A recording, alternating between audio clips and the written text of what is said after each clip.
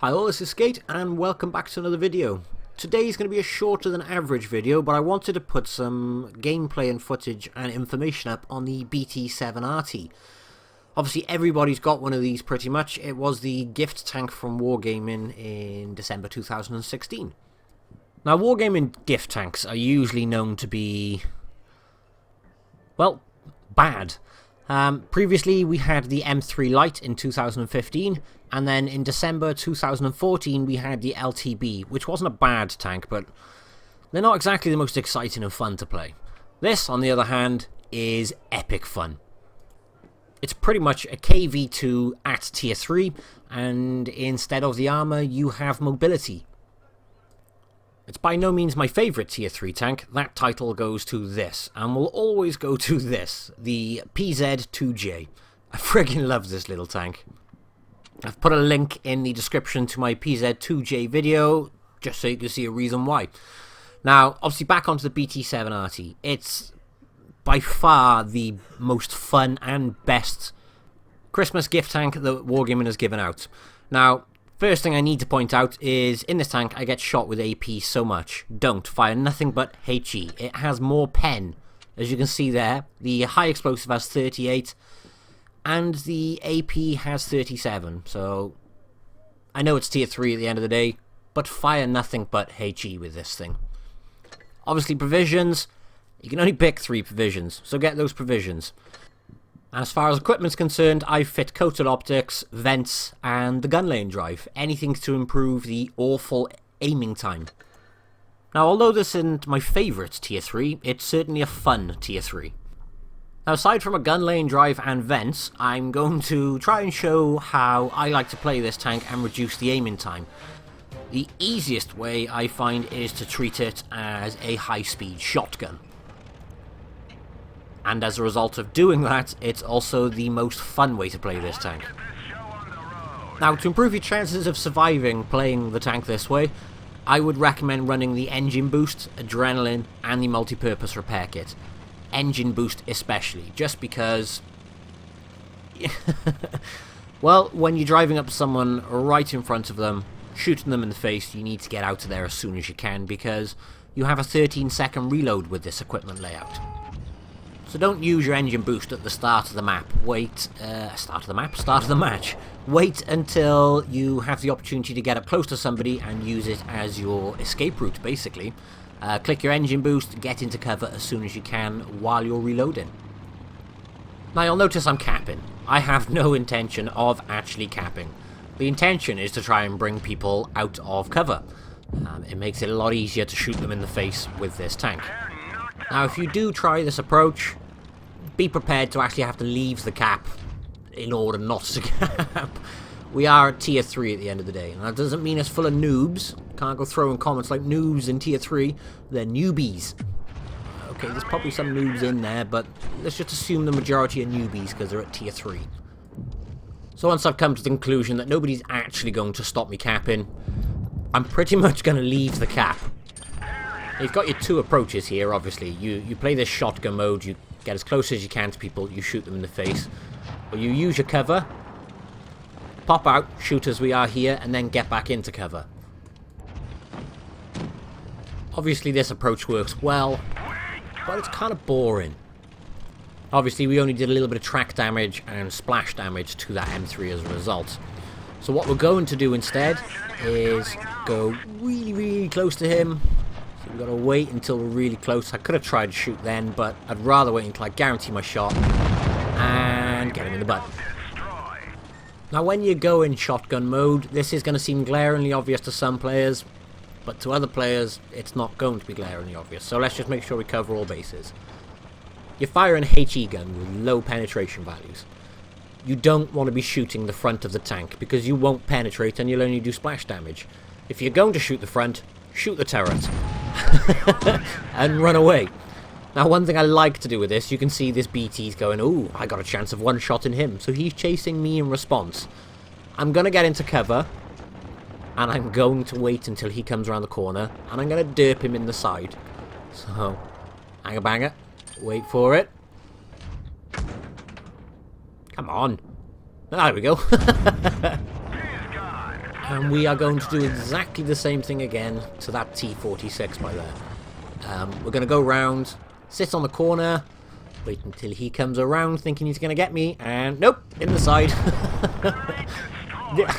It's a mini KV-2, but you've got to make sure you get your penetrating shots in.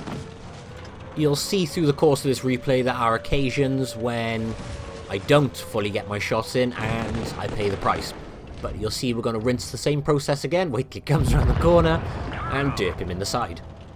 This approach works best when you are on low health because they think, oh, I got loads of health, they got little health, I'm going to get them in the face. It doesn't always work that way. This was an example of where I was lucky. He only did track damage to me. And the reason he only did track damage is because he's in a BT-RT and he is firing AP and not HE. So there is another perfect example of why you carry nothing but HE in this tank. And this is where I screw up this video. I was paying too much attention to the BT-7 and I forgot about the S-35 capping. So I did lose this match, but we got 5 kills and we did more than sufficient damage. So although we lost, we got ourselves a nice valiant effort, 1,300 damage and a nice mastery badge. And this thing makes good credits for tier 3, 32,000 credits at tier 3. For a free tank, you cannot complain about that, and I think I'm the only person over 200 damage there. But there you are, that's proof that they're newbies. Actually, that doesn't prove anything, does it? Okay, I'll shut up now. Now this video we should entitle How to Kill Steal Like a Boss When You're Bottom Tier. Now I do spotting in this, and I do good damage, but I am pinching kills, I will say that. Now, when I say pinching kills, I'm talking half health derps. I'll target the lower health ones because I know I'll get them out of the game quickly. So, first approach, first priority, get myself to a nice spot to get things spotted. And for those who don't use this spot, this is where you go at any tier when you are in a fast tank to spot the enemy team early. It allows your team to know exactly where they should be going, because as you get up on here, especially at higher tiers, you can see exactly where everybody else is going. I know loads of players use this spot, and I know loads of players don't. Obviously I dunk that shot, I am running away because I have been spotted, and as a result my teammate there is going to take the damage. I'm about to finish reloading, so I'm coming up to pre-aim, and we get a nice half health shot. Which is when I notice this nice T-40 right behind me. Now, if he has the derp gun, he can pretty much one-shot me, but he doesn't have the derp gun. We are okay. But it does mean I can easily get behind him, get myself a nice side, and wipe him out as well. It's such a childish tank, and it's tier 3, so you're meant to have a laugh. Okay, so we got 2 shots and 2 kills there. And there is the M5, tier 5 tank. If we derp him in the side, we got 3 shots, 3 kills. Now, if I go out on the left by here, which you can see I was thinking about, I would have got shot to bits, because there's pretty much all the enemy team in that area, and being out in the open with a 13-second reload, I'd be dead pretty quickly. So instead, I'm going to go and help on the flank by here to take care of this guy. And I also want to steal the kill. So my intention is to come around the back. He is pretty much low health now, but you'll see I wait until very close to shoot him. Not because I want someone else to do more damage to him. In fact, on that scenario I nearly lost that kill.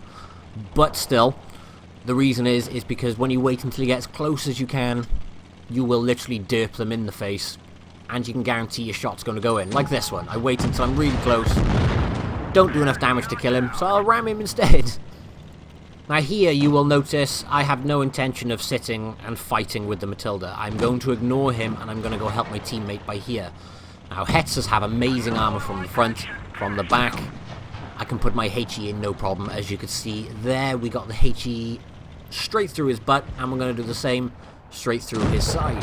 So I'm on 6 kills, and I've done a fair bit of damage, I think.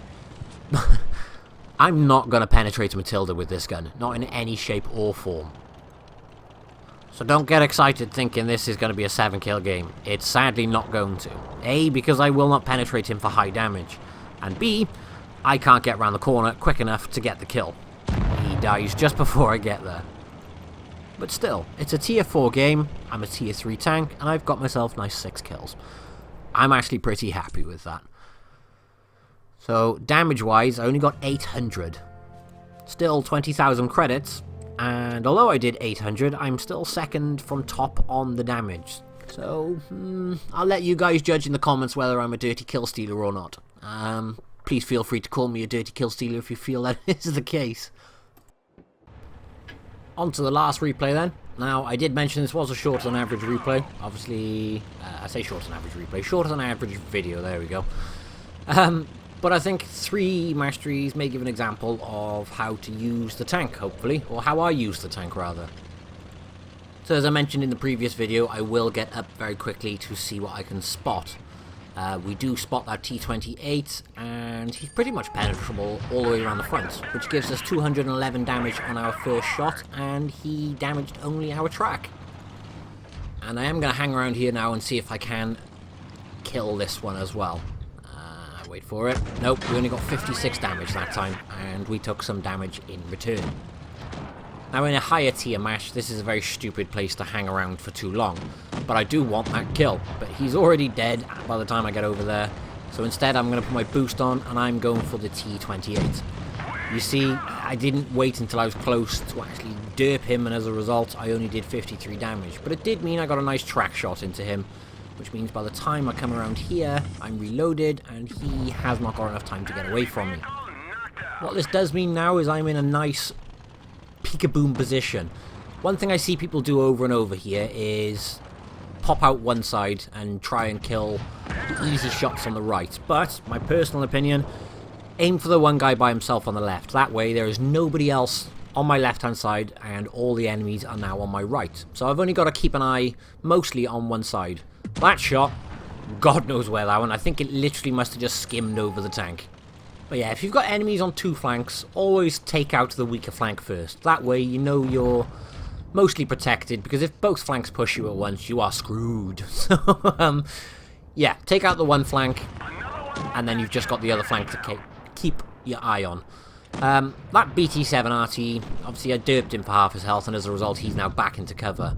But he's got his adrenaline on, so we know he's going to be pulling back out, which means we get the kill on him. And the other half of his health. There is only 2 enemies left. We have the tier 4 PZ, who is not paying any attention to me, which means in theory I can derp him in the side, but I don't do enough damage to properly derp him for full health. So what I am going to do is put my boost on, go around the back, and this one I will wait until I'm up close and personal, and then I'll shoot. It guarantees my kill then. And then we're just left with the Marder, who is on full health. He does manage to get a decent shot into me and track. He does the right thing, he pulls back. Marders, they have no armor. I mean, they have no armor at all, and they're open top. So they are literally a wet dream for the BT-7 RT, because pretty much wherever you hit it, you are going to pen it. Realistically, shooting at a Marder, the only place I'm not going to damage is if I hit it in the track. Can you guess what's coming? So what I'm going to do is try and derp him and run away. So I do not hit his track. Yeah, that's what you're thinking I was going to do. But I jump off, damage my own track, and he runs away. I am going to go and attempt to finish the kill. Once I've reloaded anyway. So come around the corner. And yep, you guessed it. I only get his track, 45 damage, and don't finish him, which means he finishes me. Frustrating way to end a game, but it's a tier 4 game, and I did a bit of damage, or a fair bit of damage to higher tier tanks, and I got a couple of kills. So although I died, and when you die you reduce your chances of getting a mastery, but I still got my mastery, so I'm happy with that. What that does mean is tier 4 game, I did 1,353 damage and 30,000 credits. So again, for a free tank, it's pretty good on credits. That is all for this video. I did mention it would be a short one. I hope you have enjoyed the low tier derping round, and I will catch you in the next video. Bye bye.